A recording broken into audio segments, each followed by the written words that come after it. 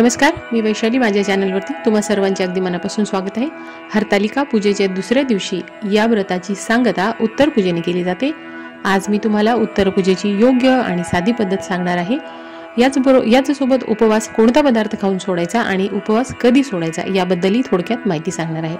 माझ्या चॅनलवरती हिंदू सणांची माहिती, त्यांची पूजाविधी, मंत्र, स्तोत्र, आरत्या पाहता येतील. तुम्ही नवीन असाल तर चॅनलला सबस्क्राईब करायला विसरू नका.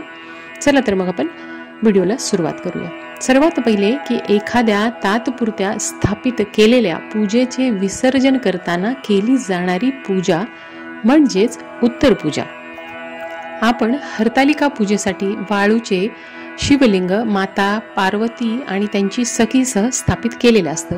त्याचसोबत आपण त्या वाळूच्या पिंडीवर बेलपत्र, शमीपत्र, 16 झाडांची पत्री, पांढरी फुलं, त्याचसोबत वस्त्र, सौभाग्याचं वाण, पान, सुपारी, नैवेद्य, पंचामृत, पानाने भरलेला कलश, ओटीचं साहित्य, पानाचा विडा आणि इतर अनेक साहित्य आपण तिथे घेऊन पूजा केलेली असते. तर दुसऱ्या दिवशी उत्तर पूजाचं या साहित्याचं काय करावं याबद्दल मी तुम्हाला माहिती सांगते. सर्वात पहिले की उपवास उत्तर पूजेच्या आधी तुम्हाला सोडायचा नाही आणि हा एक पदार्थ खाऊनच तुम्हाला उपवास सोडायचा आहे. याबद्दल आता माहिती सांगते की सगळ्यात पहिले की दुसऱ्या दिवशी तुम्हाला हरतालिकेच्या दुसऱ्या दिवशी सकाळी तुम्हाला स्नानादी झाल्यानंतर तुम्ही तुमची दररोजची देवपूजा करण्याच्या आधी दिवा उदबत्ती, जिथे तुम्ही हरतालिकेची पूजा मांडली आहे तिथे तुम्हाला दिवा लावायचा आहे.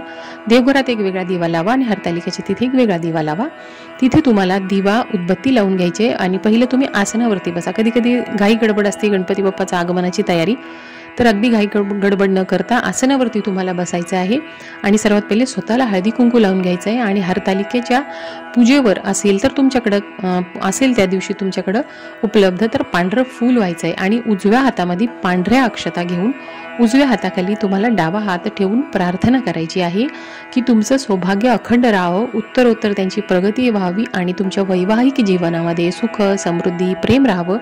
आणि असं तुमच्या मनामध्ये प्रार्थना करून या अक्षता उजव्या हाताने तुम्हाला या पूजेवरती, या वाळूच्या पिंडीवरती व्हायचं आहे. आणि आता सर्वात महत्त्वाचं की नैवेद्य. तर या दिवशी तुम्हाला ताजा भात करायचा. उत्तर पूजेच्या दिवशी सकाळी उठल्याबरोबर तुम्ही आंघोळ झाल्यावर पहिले भात करा, मग ही तयारी करेपर्यंत तुमचा भात होऊन जाईल. तर तुम्हाला नैवेद्यासाठी ताजा भात आणि दही हे दोन्ही तुम्हाला मिक्स करून एका वाटीमध्ये घ्यायचं आहे आणि पाण्याच्या भरीव चौकोनावरती तुम्ही जिथे पूजा मांडणी केली आहे तिथे उजव्या हाताला, देवाच्या उजव्या हाताला तुम्हाला दही आणि भाताचा नैवेद्य ठेवायचा आहे. उदबत्ती ओवाळून घ्यायची आहे आणि आरती करायची आहे. हरतालिकेची आरती आवर्जून करा. माझ्या चॅनलवरती हरतालिकेची आरती मी टाकलेली आहे किंवा तुम्ही पुस्तकामध्ये बघून सुद्धा म्हणायची आहे. आणि हा जो नैवेद्य आहे हा थोडा वेळ तुम्हाला तिथेच राहू द्यायचा आहे आणि नंतर घरातल्या सर्वांनी हा नैवेद्य प्रसाद म्हणून ग्रहण करायचा आहे.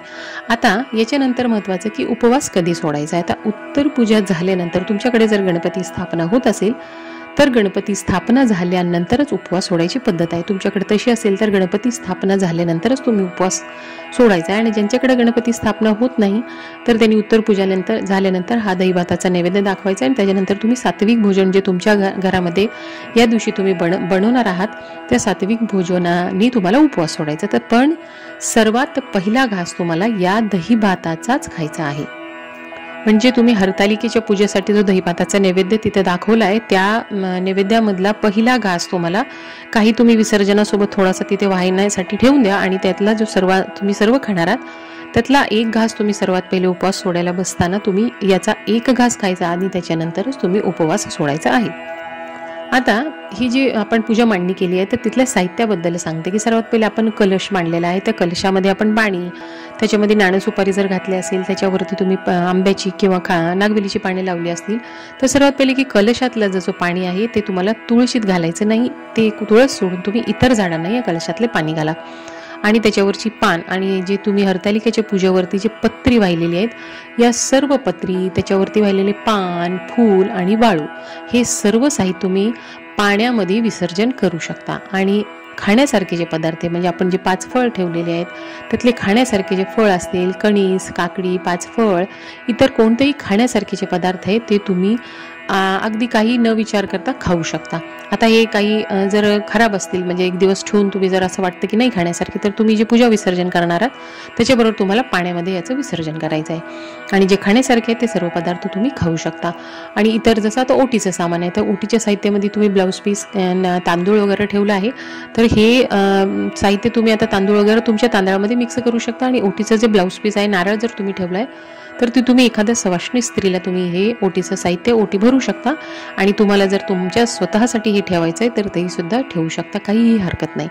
तर अगदी साध्या सोप्या पद्धतीने अशी हरतालिका पूजेची उत्तर पूजा करा. आणि असेच माहितीचे व्हिडिओ पाहण्यासाठी माझ्या चॅनलला सबस्क्राईब करायला विसरू नका. धन्यवाद.